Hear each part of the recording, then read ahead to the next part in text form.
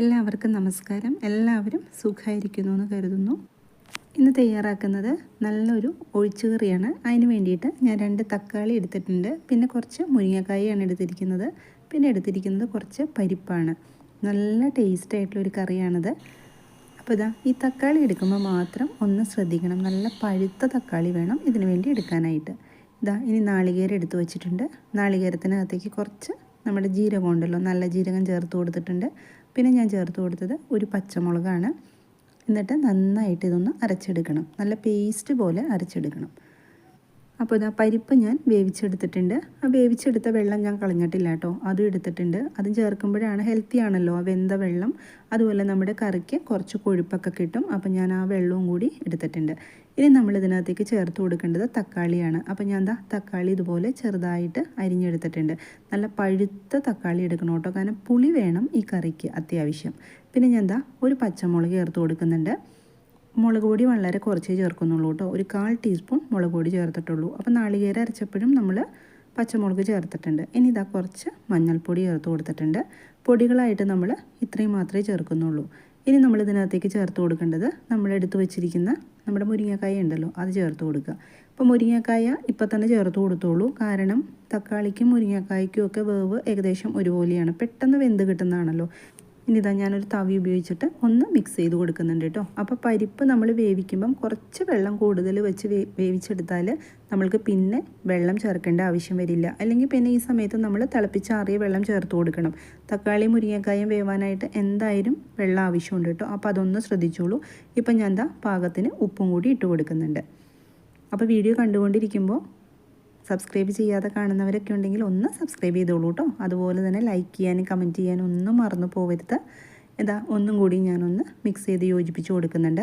ഇനി ഇത് ഇപ്പം അടച്ചു വയ്ക്കരുത്. ഒരു 5 മിനിറ്റ് ഒന്ന് തിള വന്നതിന് ശേഷം മാത്രമേ നമ്മൾ അടച്ചു വെച്ച് കൊടുക്കാൻ പാടുള്ളൂ. ഇത് പെട്ടെന്ന് ഇനി വെന്ത് കിട്ടും കേട്ടോ. ഒരു 5 മിനിറ്റ് മതി നമ്മൾക്ക് ഈ കറി റെഡിയായി കിട്ടാനായിട്ട്. ഇപ്പം നല്ല ചൂട് സമയമല്ലേ, ഇതുപോലുള്ള കറികളൊക്കെ കൂട്ടി ഊണ് കഴിക്കുന്നതാണ് കേട്ടോ ഏറ്റവും നല്ലത്. കാരണം വറുത്തതൊക്കെ ഒരുപാട് കഴിക്കാതിരിക്കുകയാണ് നല്ലത്. ഇപ്പം ഞാൻ ഒന്ന് അടച്ചു വെച്ച് കൊടുത്തിട്ടുണ്ട്. ഒരുപാട് സമയത്തിൻ്റെ ആവശ്യമൊന്നുമില്ല. ഞാൻ ഇടയ്ക്കൊന്ന് തുറന്ന് നോക്കിയിട്ടോ, കാരണം ഇതിൻ്റെ ഉപ്പൊക്കെ ഉണ്ടോ എന്ന് നമുക്ക് ഈ സമയത്തൊന്ന് നോക്കിയിട്ട് ഇട്ട് കൊടുക്കാമല്ലോ. ഇപ്പോൾ ഏകദേശം ഇത് വെന്ത് കിട്ടിയിട്ടുണ്ട്. ഒന്നും കൂടി വേവാനുണ്ട്. ഇപ്പോൾ ഏകദേശം നല്ല തിള വന്നിട്ടുണ്ട്. പിന്നെ നമ്മൾ വെള്ളമൊക്കെ കുറച്ചെല്ലാം ഒഴിച്ചു കൊടുത്തിട്ടുള്ളൂ. അപ്പോൾ ഇടയ്ക്കൊന്ന് നമ്മൾ തുറന്ന് നോക്കണം. ഉപ്പ് ഞാൻ നോക്കി കറക്റ്റാണ് കേട്ടോ. അപ്പോൾ ഞാൻ ഒന്നും കൂടി അടച്ചു വെച്ച് കൊടുത്തിട്ടുണ്ട്. ഒരു 3-4 മിനിറ്റ് കഴിഞ്ഞപ്പോൾ നമ്മുടെ കറി ഏകദേശം വെന്ത് വന്നിട്ടുണ്ട്. ഇപ്പോൾ കണ്ടില്ലേ, കറക്റ്റ് പാകമായിട്ട് വെള്ളം വന്നിട്ടുണ്ട്. ഈ ഒരു പാകം മതി കേട്ടോ. ഇനി നമ്മൾ ഇതിനകത്തേക്ക് അരപ്പ് ചേർക്കാനുള്ളതല്ലേ, അപ്പോൾ കറക്റ്റായിട്ട് നമുക്കത് കിട്ടിക്കോളും. പിന്നെ പറഞ്ഞ പോലെ മുരിങ്ങക്കായ കുറച്ച് അധികം എടുക്കണം കേട്ടോ. ഞാൻ അരപ്പ് ചേർത്ത് കൊടുക്കുന്നുണ്ട്. അപ്പോൾ അരപ്പിൽ ഒരുപാട് വെള്ളം ഒഴിച്ചിട്ടൊന്നും അരയ്ക്കരുത്. അങ്ങനെയാണെന്ന് വെച്ചാൽ തേങ്ങ അരയില്ല. എല്ലാവർക്കും അറിയാവുന്ന കാര്യമായിരിക്കും അല്ലേ. കുറേശ്ശെ വെള്ളം ഒഴിച്ചിട്ട് വേണം നമുക്ക് നാളികേരം അരച്ചെടുക്കാനായിട്ട്. ഞാൻ എപ്പോഴും പറയാറുള്ളതാണത്. ഇനി മിക്സിയുടെ ജാറിലേക്ക് കുറച്ചും കൂടി വെള്ളം ഒഴിച്ചിട്ട് ഞാൻ എടുത്തിട്ടുണ്ട്. നമുക്ക് ഒഴിച്ചു കൂട്ടാനല്ലേ, അപ്പോൾ കുറച്ചൊരു കറി വേണമല്ലോ.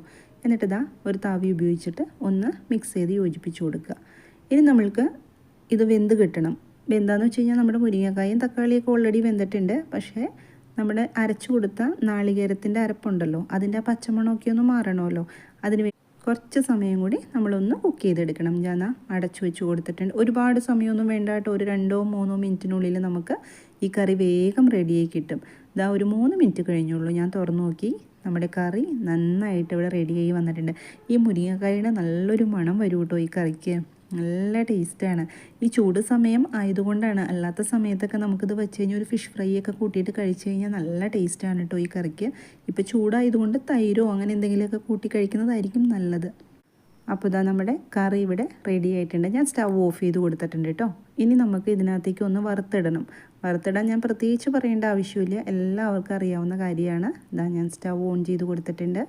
എന്നിട്ട് ഇതിനകത്തേക്ക് നല്ല വെളിച്ചെണ്ണയാണ് ചേർത്ത് കൊടുത്തിരിക്കുന്നത്. വെളിച്ചെണ്ണ തന്നെ ചേർത്ത് കൊടുക്കണം കേട്ടോ. പിന്നെ കുറച്ച് കടുക് ഇട്ട് കൊടുത്തിട്ടുണ്ട്, വറ്റൽമുളക് ഇട്ട് കൊടുത്തിട്ടുണ്ട്, പിന്നെ നമ്മുടെ കറിവേപ്പില ഇട്ട് കൊടുത്തിട്ടുണ്ട്. നമ്മുടെ കറിയുടെ മുകളിലേക്ക് ഒന്ന് ഒഴിച്ചു കൊടുക്കുക. നമ്മുടെ നാടൻ ഒഴിച്ചു കറി ഇവിടെ റെഡി ആയിട്ടുണ്ട്. എല്ലാവരും തയ്യാറാക്കി നോക്കണം. ഇപ്പം മുരിങ്ങക്കായുടെ സീസണല്ലേ, അതുകൊണ്ട് മുരിങ്ങക്കായൊക്കെ എല്ലാവർക്കും കിട്ടും. അപ്പോൾ മറ്റൊരു വീഡിയോ ആയിട്ട് ഞാൻ ഇനിയും വരാം. എല്ലാവരും സന്തോഷമായിട്ടിരിക്കുക. Thank you.